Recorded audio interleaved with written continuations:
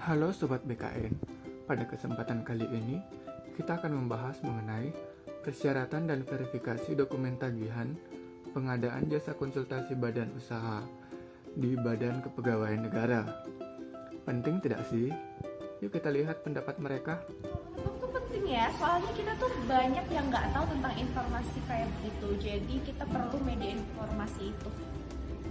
Kemudian untuk media informasinya apakah perlu khususnya yang menyajikan syarat dan dokumen tagihan khususnya di pengadaan jasa konsultasi badan usaha.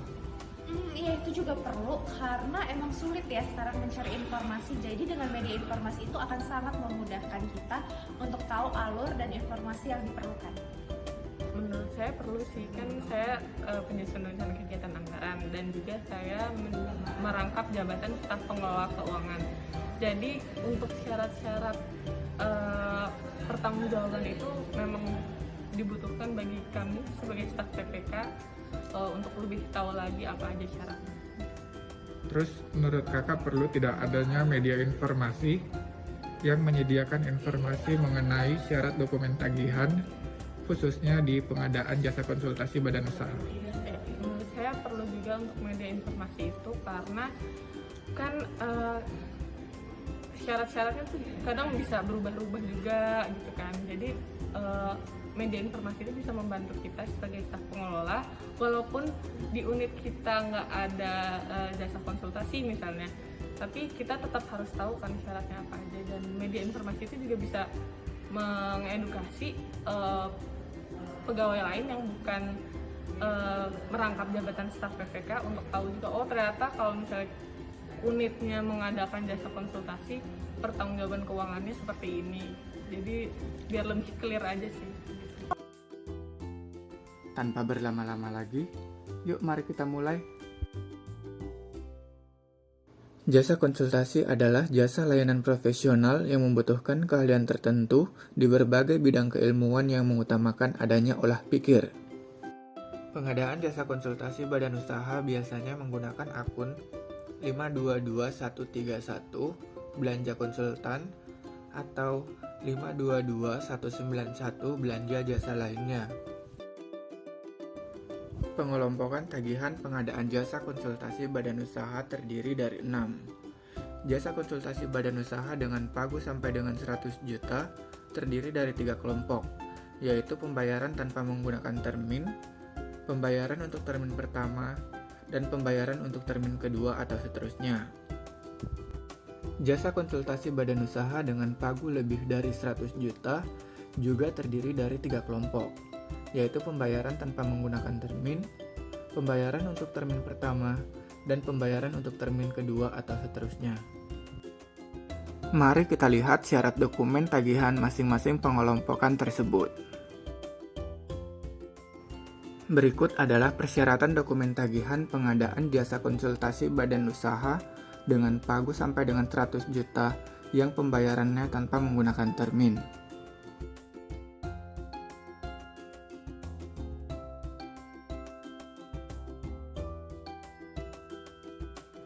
Berikut adalah persyaratan dokumen tagihan pengadaan jasa konsultasi badan usaha dengan pagu lebih dari 100 juta yang pembayarannya tanpa menggunakan termin.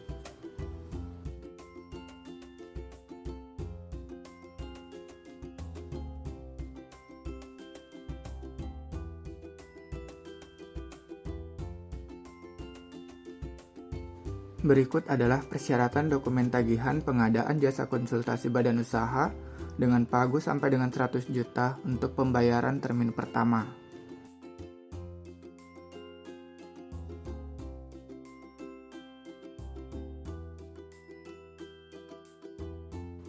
Berikut adalah persyaratan dokumen tagihan pengadaan jasa konsultasi badan usaha dengan pagu lebih dari 100 juta untuk pembayaran termin pertama.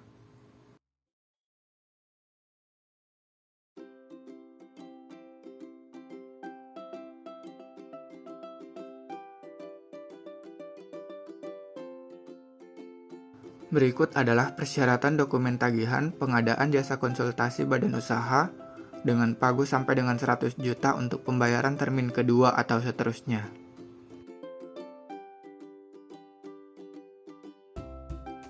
Berikut adalah persyaratan dokumen tagihan pengadaan jasa konsultasi badan usaha dengan pagu lebih dari 100 juta untuk pembayaran termin kedua atau seterusnya.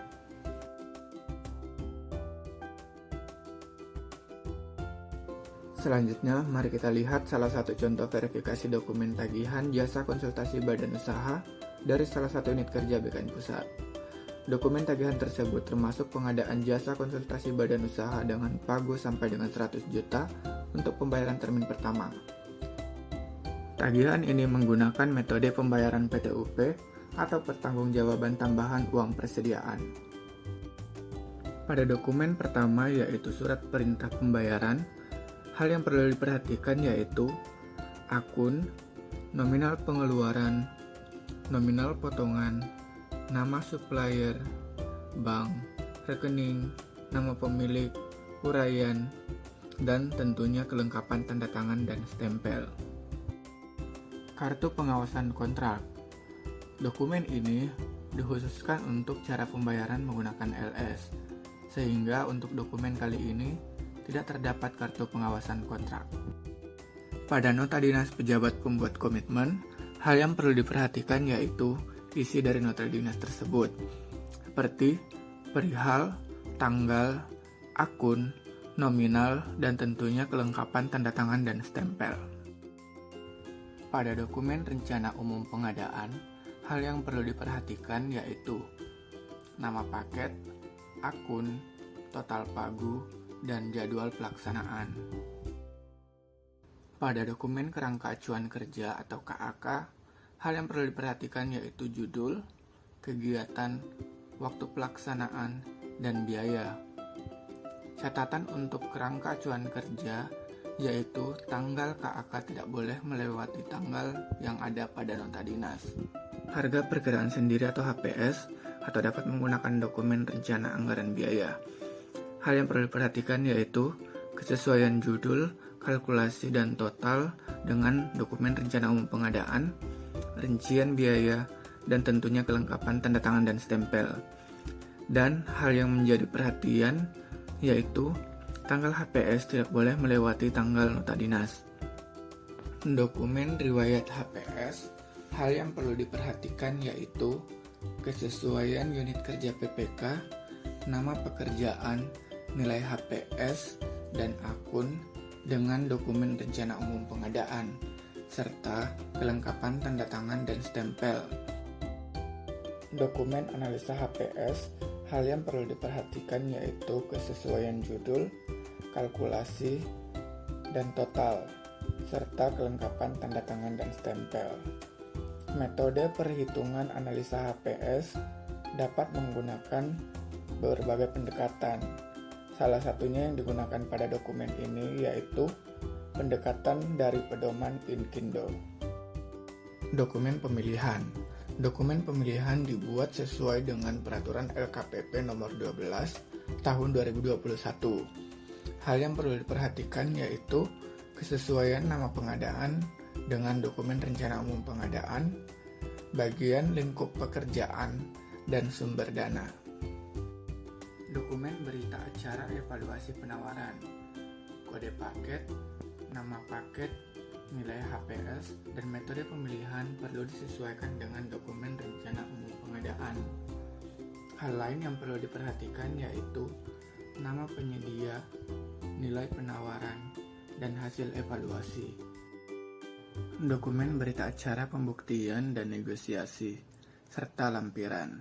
Hal yang perlu diperhatikan yaitu nama paket, nama penyedia, harga penawaran, harga setelah negosiasi, serta rincian biaya pada lampiran. Dokumen berita acara hasil pemilihan. Hal yang perlu diperhatikan yaitu kesesuaian kode paket, nama paket, nilai HPS, dan metode pemilihan dengan dokumen rencana umum pengadaan. Hal lain yang perlu diperhatikan yaitu nama penyedia, nama penawaran, dan nilai negosiasi. Surat penunjukan penyedia barang atau jasa. Hal yang perlu diperhatikan yaitu nama penyedia, perihal, dan nilai hasil negosiasi. Surat perintah kerja.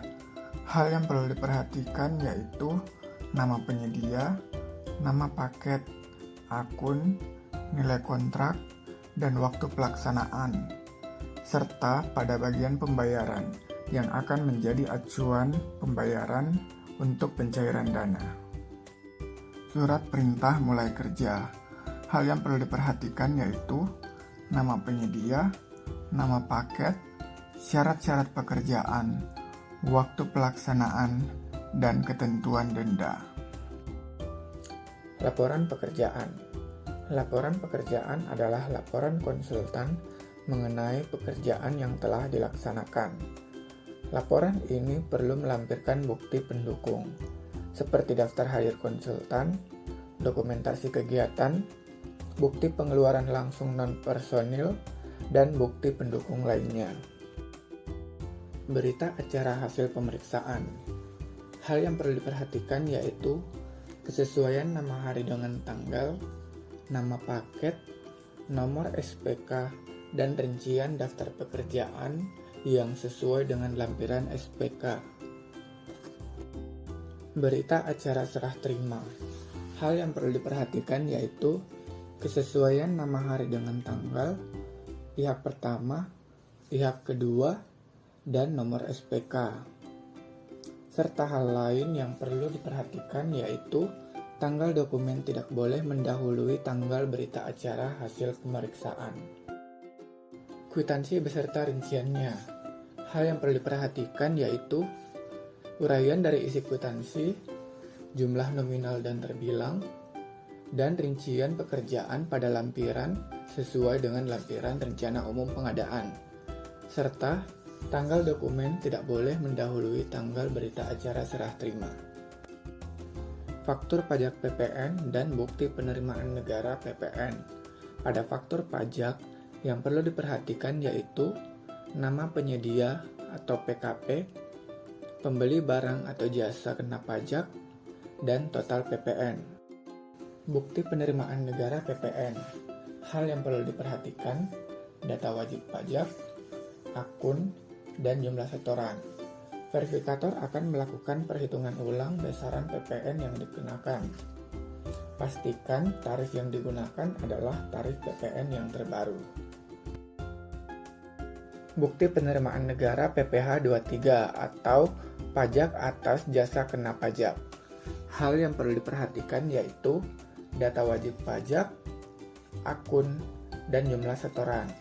Verifikator akan melakukan perhitungan ulang besaran PPh 23 yang dikenakan.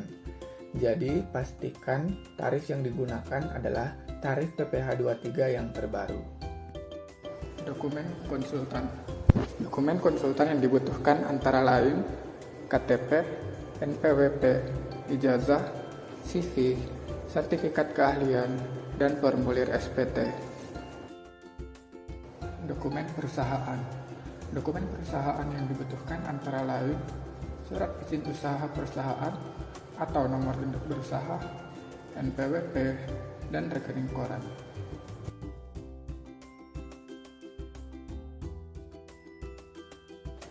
Setelah menonton video ini, saya menjadi lebih paham terkait dokumen tagihan apa saja yang dibutuhkan pada saat pengadaan jasa konsultasi pada badan usaha.